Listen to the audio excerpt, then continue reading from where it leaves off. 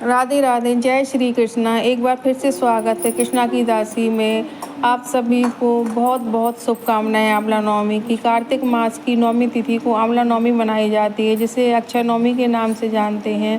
कार्तिक मास में आंवले वृक्ष की पूजा करना बहुत ही विशेष फलदायक बताया गया है और इसमें भगवान हरि का वास होता है, भगवान शिव का वास होता है, साक्षात माता लक्ष्मी का वास होता है। तो हमें कार्तिक मास में आंवला नवमी के दिन अवश्य पूजन अर्चन करना चाहिए, व्रत करना चाहिए और आंवले के नीचे पूजन करना चाहिए। तो 2025 में आंवला नवमी किस दिन मनाई जा रही है, तो चलिए आइए जानते हैं। 2025 में आंवला नवमी की शुरुआत हो रही है 30 अक्टूबर की सुबह 10 बजे से प्रारंभ हो जाएगी और यह व्रत उदय तिथि के अनुसार हिंदू धर्म में उदय तिथि का महत्व दिया गया है। तो यह व्रत हमें 31 अक्टूबर को दिन शुक्रवार को करना है। आप अपनी सुविधा के अनुसार भी कर सकते हैं, क्योंकि यह पर्व 2 दिन मनाया जा रहा है। 30 अक्टूबर को मनाया जा रहा है दिन गुरुवार को और 31 अक्टूबर को दिया तिथि के अनुसार मनाया जा रहा है। तो आप अपने हिसाब से देख सकते हैं, सुविधा के अनुसार व्रत रख सकते हैं, क्योंकि यह तिथि 2 दिन मिल रही है हमें।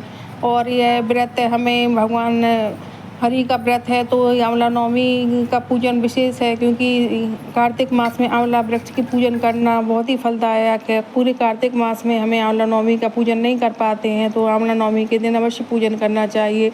अगर आपके आसपास आंवला वृक्ष नहीं है तो आप घर के बाहर भी पूजन कर सकते हैं, किसी पार्क में हो या मंदिर में हो। अगर आपको कहीं व्यवस्था नहीं हो पा रही है तो आप 1-2 दिन पहले गमले में लगाकर भी पूजन कर सकते हैं। लेकिन हमें आंवला नवमी के दिन हमें आंवले वृक्ष की पत्तियां नहीं तोड़नी है, ना ही डाल तोड़नी है। हमें 1-2 दिन पहले व्यवस्था करनी है। अगर हमें आंवला का वृक्ष नहीं मिल पाता है, कहीं कहीं ऐसा होता है कि दूर दूर तक आंवले का वृक्ष नहीं होता है, तो आप अपनी तुलसी जी का पूजन कर सकते हैं। आंवला नवमी के दिन घी का दीपक जलाकर तुलसी माता का पूजन कर सकते हैं, लेकिन हमें पूजन अवश्य करना है।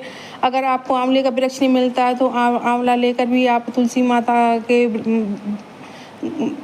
माता के वृक्ष में रखकर, आप पौधे में रखकर पूजन कर सकते हैं। लेकिन पूजन हमें अवश्य करना है, क्योंकि आंवले का वृक्ष ऐसा होता है कहीं कहीं नहीं मिल पाता है, तो हमें पूजा नहीं छोड़नी है और हमें यह पूजन अवश्य करना है, क्योंकि यह आंवले का वृक्ष का पूजन करना अक्षय पुण्य देने वाला है। तो हमें किस प्रकार पूजा करनी है, तो चलिए आइए जानते हैं। आप सुबह सवेरे स्नान आदि से निवृत्त होकर आप आंवले का रस मिलाकर नहा सकते हैं, क्योंकि इस दिन आंवले से स्नान करना, आंवले का दान करना, आंवले का सेवन करना, आंवले के वृक्ष की पूजन करना बहुत ही विशेष फलदायी है, क्योंकि इसमें भगवान विष्णु का वास बताया गया है, माता लक्ष्मी का वास बताया गया है।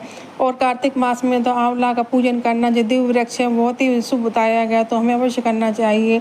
अगर हम घर पर कर सकते हैं तो घर पर करें। सुबह प्रातः काल उठकर स्नान आदि का आंवले का वृक्ष के पूजन करें। उसमें आप जैसे आप चौक बनाएं और रंगोली लगाएं, स्वास्तिक बनाएं, हल्दी से लेपन करें। अगर हल्दी ग्योरी जो भी मिल जाती है उससे आप लेपन करिएगा, स्वास्तिक बनाइएगा। आपको वृक्ष जहाँ भी पूजन कर रहे हैं उस जगह को स्वच्छ कर लें, रंगोली बनाएं। जैसे हम पूजन शुरू करते हैं तो साफ़ सफाई कर लेते हैं, रंगोली बनाते हैं, स्वास्तिक बनाते हैं। उसके बाद आप गमला रखिएगा और आंवले का वृक्ष का पूजन करिएगा। जब भी हम देव वृक्ष की पूजा करते हैं तो सबसे पहले जल से सींचते हैं, तो आपको जल से सींचना है। अगर दूध तो दूध से सींचिएगा। हल्दी से वृक्ष में टिपकी लगाइएगा। इसमें 8 की संख्या का बहुत महत्व है। अगर आप 108 परिक्रमा कर सकते हैं तो बहुत अच्छी बात। हल्दी से आप टिपकियाँ लगाइएगा, चंद्रोली से लगाइएगा और भगवान विष्णु का मंत्र करिएगा, ओम नमो भगवते वासुदेवाय।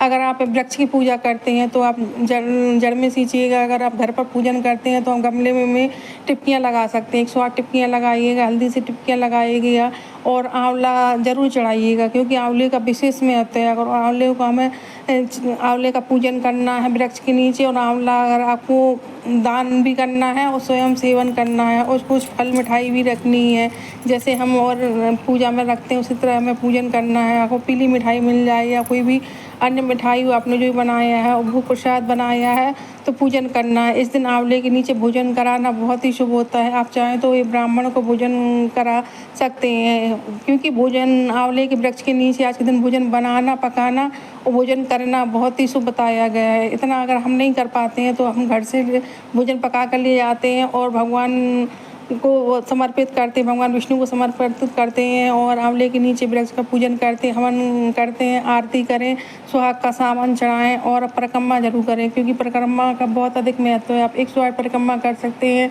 और आप 8 परिक्रमा भी लगा सकते हैं, क्योंकि इसमें 8 का महत्व बहुत अधिक है। इसके बाद भगवान से, विष्णु भगवान से क्षमा याचना करिए, माता लक्ष्मी से क्षमा याचना करिएगा, अपनी झोली फैलाइएगा और